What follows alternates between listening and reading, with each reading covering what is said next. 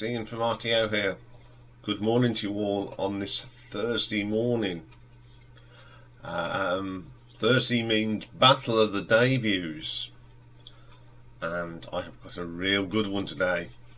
This is two bands that both released an album in 1974, and what they released as debuts did not end up how their careers went. One went down the heavy metal route, and this week they have been inducted into the Rock and Roll Hall of Fame. We're talking about Judas Priest, of course, and the other band we're talking about is Rush.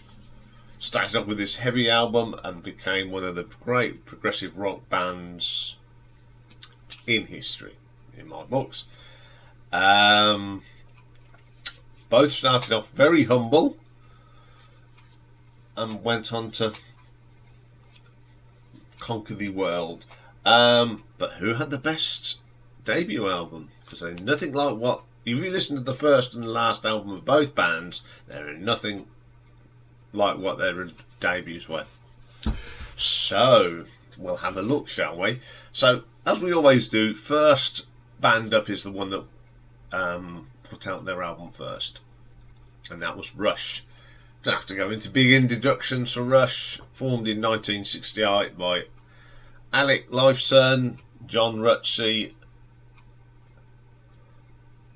Jeff Jones, who was immediately replaced by Geddy Lee, and the rest is history. Poor old John had to leave because of health, and then in come a certain young drummer called Neil Peart. So let's go back and have a look at that debut album. Released in March of 1974. So at the time the band was Geddy Lee on lead vocals and bass, Alex Lifeson on guitar and backing vocals, John Rutsey on drums, percussion and backing vocals. The album was produced by themselves. So let's have a look at the tracks on this. First track on this one is Finding My Way. One of my favourite tracks off this album. That opening riff from Alex is brilliant. Then you get this real high-pitched, unique voice of Geddy. What a track. Then we get Need Some Love. It's not a bad track. Not one of the better ones, but it's reasonable and it's quite listenable. Take a Friend. It's got a great guitar solo from Alex on this. It is really good. Here Again, quite mellow for Rush on this album, but it's a great... There's two things about it. Great vocal from Geddy Lee and another really strong guitar solo from Alex. What Are You Doing? Solid song. The bass on this from Geddy is really good. In the Mood. I've never been a great lover of it for some reason. Before and After, slow rock track. This is pretty good, solid. Some really good solid drumming from John Rutsey. He was a good drummer, but he wasn't going to be like Neil. But it's a strong track. And then we get another classic, Working Man. They were playing this right up to their last ever concert. It's just a terrific track. Classic. The guitar work in this is brilliant. Bass line from Geddy is just drives the song. It's a brilliant song. Okay, what do I think of this? Okay, it's a little bit different from what we got afterwards. People have compared this to Led Zeppelin, always do. But it's a very good album. You got Geddy's unique high shrieking voice, some wonderful guitar work from Alice, and then you've got John Rutsey. Solid drummer on this. Did some good stuff on this. But I mean, as I said, the album does continue have two classics that were played for many, many years, and that, of course, is Working Man and Finding My Way. I really do like this album. I do play it a lot because I think it's a good rock album. It's enough of me. Let's see what the critics thought of this. Rush received positive reviews upon its release. Writing for the Ottawa Citizen, Bill Provic gave praise on the band's immediate acceleration and driving crisp sound, although he felt that the energy needs to be a bit more channeling and the arrangements need to be a touch more refining. Well, they went on and did this, didn't they? Billboard, here we go, wrote it serves up a dose of good hard rock highlighted by the often Robert Plant-like vocal from Geddy Lee. However, critical reception in later years has been less enthusiastic. Greg Pratt of AllMusic stated on his review of the album that it was weaker than some of the band's later work, such as Hemispheres and Moving Pictures. And he's saying about it was because Neil Peart wasn't in it. A load of rubbish. Every band has to start somewhere. We've always said this. So the sort of reviews were, AllMusic gave it 2, the Rolling Stone album Gone gave it 2. Unbelievable. Didn't chart over in the UK, got to number 86 in America and number 105 in the USA. But it did go gold in both America and United States. So let's have a look at the nuts and bolts in this one. Song quality on this one. I think there's some really good songs on here. Some really good writing. I mean, classic examples again, Finding My Way and Working Man. 2 songs written at the very beginning and they were still being played at the very end. That shows what good quality songs they were. So I'm going to give this a 4 out of 5. Production. 74 production, they did it on their own. It's just a raw rock album. Plug in and go stuff, which I'm always a fan of. I think it's well produced. They did it themselves. So I'm going to give that a 4 out of 5. Reception. Although when it first came out, it was really, people thought it was brilliant. Well, not brilliant, but it was good. But as time went on, people have sort of poo-pooed it because it hasn't got Neil on it. I mean, come on, I don't like it when people say, "Oh, it's not good because of." Every band starts somewhere, and I think it's a good album. So, but the critics sort of not very keen on it, and the fans weren't either. So I'm going to give Reception 3 out of 5. Cover design. I think it's a great cover. Okay, it's pink, but it makes a statement. Hello, we are Rush. And I think it's one of the iconic covers now. So I'm going to give cover design a 4 out of 5. So for Rush, the debut album Rush gives us a total of 15 out of 20. Good score from a good album. Okay then, moving on swiftly. Go to another a band's first album, Judas Priest. Don't have to say much about this band. Formed in '69 in Birmingham, UK. Fronted by Mr. Rob Halford, the metal god.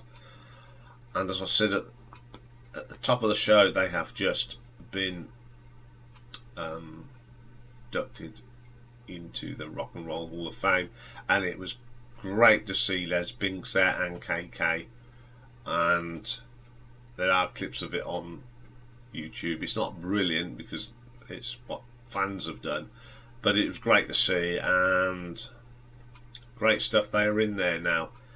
So the debut album came out on the 6th of September 1974, and it was called Rocka Rolla, and it was the only album that featured drummer John Hinch.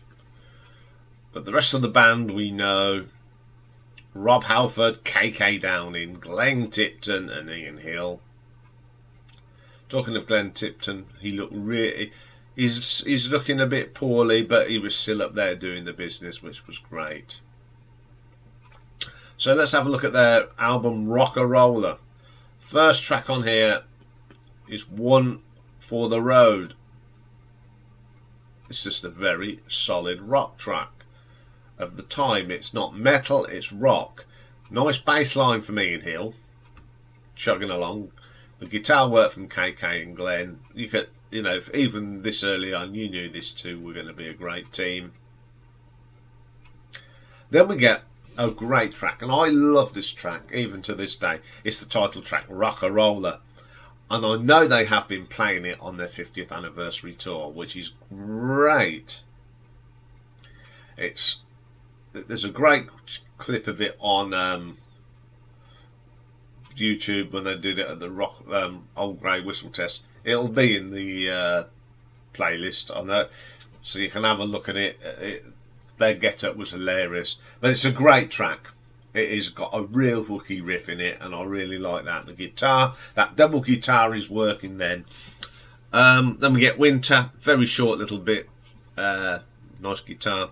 Deep Freeze, another very short little twin guitar piece from Glenn and KK. Winter Retreat. These metal riffs were starting to show their little heads above the pulpit. That's quite heavy. One of the heavier tracks on this, although it's not metal, it's still heavy. Then we get Cheetah. It's a very early sort of metal track again. There's some harmonica on it, which is something you would never associate with Judas Priest now, but it's really good. Then we get Never Satisfied.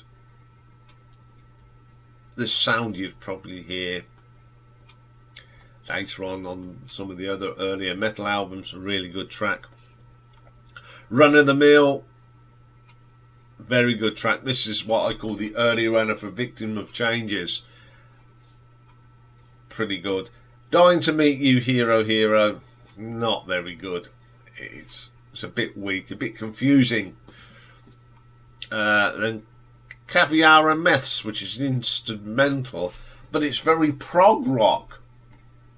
Very, very good. Some great guitar work from Glenn and KK. What do I think of it? It's definitely not a heavy metal album. It's a great heavy rock rat album. I do like this album. I really do. I know there's a lot of people out there that don't, but if you hadn't got this, we wouldn't have got Victims of Changes and the rest. It was a great start, and the guitar work was great. But that's what I think of it. So what did the critics think? The album flopped because there was not much promotion with it. Only sold a few thousand copies. Over the years, other people said, in retrospective, AllMusic gave it a 2 out of 5 and said, while it was sketchy and unfocused debut, the album had hints of Judas Priest potential and originality. So it didn't chart. AllMusic gave it 2 and a bit stars. Encyclopedia of Popular Music gave it 2 stars. We'll have a look at the nuts and bolts of this one. Song quality. There's some really good songs on here.